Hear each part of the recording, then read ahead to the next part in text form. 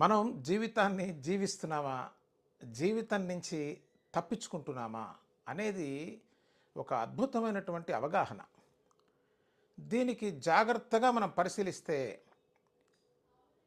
మానవ జీవితం అంతా కూడా ఎస్కేప్. మనం దేని నుంచి ఎస్కేప్ అవుతున్నామంటే జీవితం నుంచి ఎస్కేప్ అవుతున్నాం. అది ఎట్లాగో ఇప్పుడు సైంటిఫిక్గా లాజికల్గా చూద్దాం. మన జీవితాంతం మనకున్న లెక్కలు ఏంటంటే పాపపుణ్యాల లెక్కలు, అవార్డ్ అండ్ పనిష్మెంట్. అంతే, ఈ రెండింటి మధ్య మన జీవితం కలుస్తుంది. చూడండి, జీవితాంతం మనం ఏం చెప్తాం? పుణ్యం చేయండి, మంచి పనులు చేయండి. ఎందుకు? నువ్వు ఆనందంగా ఉంటావు, నువ్వు ప్రశాంతంగా ఉంటావు. ఇది ఒక భయంకరమైన కండిషన్. ఈ కండిషన్లోనే మానవ జాతంతా కూడా మగ్గిపోతున్నది, దీని నుంచి బయట పడలేకపోతున్నది. జీవితం అంటే లాభ నష్టాల యొక్క బేజురా? అంత అల్పమైందా జీవితం అంటే? వీటన్నిటికన్నా అనంతమైన, అద్భుతమైనటువంటి, ఉత్తమమైనటువంటి ఒక మహాశక్తితో నీకున్న రిలేషన్ని తీసుకొని వచ్చి మన అరకొర అల్పమైన కోర్కెలు తీరటానికి జీవితాన్ని మనం పణంగా పెడుతున్నామంటే జీవితానికి మనం ఇస్తున్న విలువ ఏంటి? దాన్ని బట్టే మన జీవితం కూడా మనకు కనిపిస్తూ ఉంది. ఇప్పుడు చాలామందికి ఒక ఆలోచన వస్తుంది, కోరికలు లేకపోతే ఎట్లా అండి? అసలు మన దేవుణ్ణే కోరికలకి అంటగట్టేశాం. కోరిక అనేది అత్యంత అల్పమైనది. ఏమిటి కోరిక? కోరిక తీరితే లాభం, తీరపోతే నష్టం, అంతేగా. అది గత జన్మ కావచ్చు, ఈ జన్మ కావచ్చు, దానికి చాలా చాలా ఫిలాసఫీస్ వేసుకున్నాం మనం. అంటే ఇప్పుడు ఇది చేసినా తీరకపోతే దానికి వెనక జన్మకి వేసుకున్నాం. ఎన్ని రకాల ఎస్కేప్స్ మధ్య మనం బ్రతుకుతున్నామంటే ఈ ఎస్కేప్స్ అన్నీ కూడా దేవుడు కానివ్వండి, మనం చేసే ప్రతి పని, ప్రతి నిత్యం మన జీవితం లాభ నష్టాల అత్యంత అల్పమైన గోడల మధ్య బ్రతుకుతున్న జీవితానికి ఆనందము, సౌఖ్యం ఎట్లా వస్తుందో ఆలోచించండి. It's a very common sense. కానీ వాస్తవంగా జీవితం అనేది అద్భుతంగా అనంతమైనటువంటిది. ఈ లాభ నష్టాల బ్యాలెన్స్ షీట్ దాటినటువంటిది. అది ఎవ్వరికీ కూడా అంతుబట్టట్ల. ఎందుకంటే జీవితాంతం ఈ రెండు చట్రాల మధ్య బిగిచ్చేశారు. ఆ లాభ నష్టాల బేజూరుని బద్దలు కొట్టడానికే మానవ జన్మలో భగవంతుడు మనకి మేధస్సునిచ్చాడు. ఆ మేధస్సును కూడా మనం ఈ పుణ్యం, లాభం కింద దాన్ని జమ చేసేసాం మొత్తం.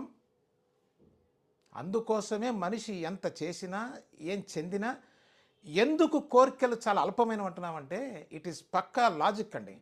ఏ కోరిక తీరినా నీకు 4 వస్తువులు వస్తాయి తప్ప నీకు సంతోషం, సుఖం రాదు రాదు రాదు. ఈ ఒక్క విషయాన్ని మనం గమనిస్తే విషయం అంతా కూడా తేటదిలో ఉంది. ఆలోచించండి. అంటే మన లాభం లేకుండా పనిచేయమా? ఎంత అల్పమైనటువంటి మానసిక స్థితిలో మనిషి బతుకుతున్నాడు చూడండి. అంటే ఇప్పుడు పుణ్యం లేతే పని చేయడు. అంటే మనిషికి జీవితంలో ప్రేమ అనేటువంటి పదం కానీ, దాని తాలూకా ఫ్రాగ్రెన్స్ కానీ, దాని తాలూకా బ్యూటీ కానీ అసలు ఏమీ తెలియదు అనేది సుస్పష్టంగా తెలుస్తూ ఉంది. మన జీవితాన్ని అంతా ఏది డ్రైవ్ చేస్తున్నదంటే ఈ డిజైర్. అత్యంత అల్పమైంది. ఎందుకని? నిన్ను మహారాజుని చేసినా నువ్వు ఏడుస్తూనే ఉంటావు. ఇంద్రుడికి కూడా ఏడుపు తప్పలా. ఇవన్నీ చెప్పిన కథలు దానికోసం.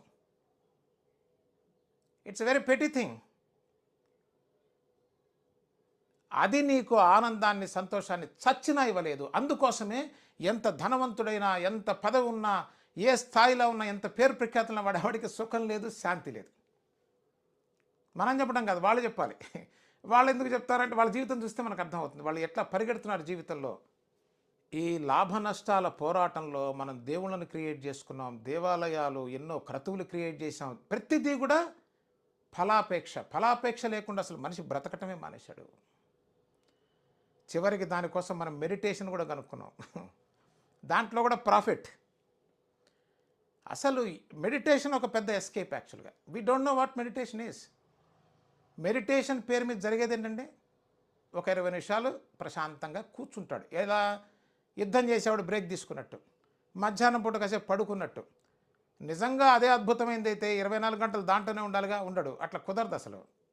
That is a break. Break cannot be life. అన్నీ ఎస్కేప్సే. ఇన్ని ఎస్కేపుల మధ్య ఎతుక్కుంటున్నాడు, ఎంపర్లాడుతున్నాడు. సంతోషం ఎక్కడ లేదు. ఈ అల్పమైనటువంటి ఈ పెటి మీడియాకర్ లైఫ్లో, ఎందుకని మీడియాకర్ అంటున్నామంటే ఇది profit and loss, award and punishment, ఈ అల్పమైనటువంటి గోడల మధ్య మనిషికి ఆనందం శాంతి ఎక్కడొస్తుందో ఆలోచించండి. ఇది కాదు మనకి. ప్రేమతత్వం ఉద్భవించాలి. ఎట్లా ఉద్భవిస్తుంది ప్రేమతత్వం? ఈ రెండు గోడల మధ్య ఉన్నవాడికి ప్రేమ అంటే అసలు అర్థమే తెలియదు. దీనికి మార్గం ఏంటంటే అనంతమైనటువంటి ఆ భగవత్ శక్తితో నువ్వు అలైన్ అయి ఉండాలి. ఆ అలైన్మెంట్ లేకే ఈ సమస్యలన్నీ వస్తున్నాయి. అసలు అది ఒకటి ఉందని దాంతో అలైన్ అయితే మళ్ళీ దానివల్ల లాభం ఏంటని అడుగుతాం. అసలు ఈ లాభం గోల పోతే కానీ మనిషికి బ్రతుకు ఉండదు. మిగతాదంతా పక్క ఎస్కేప్. మనం క్లియర్గా చూస్తే మనకు అర్థమైపోతుంది. మిత్రులారా, ఇప్పటికైనా మన ఇంటెలిజెన్స్ను ఉపయోగించి ఆలోచించండి.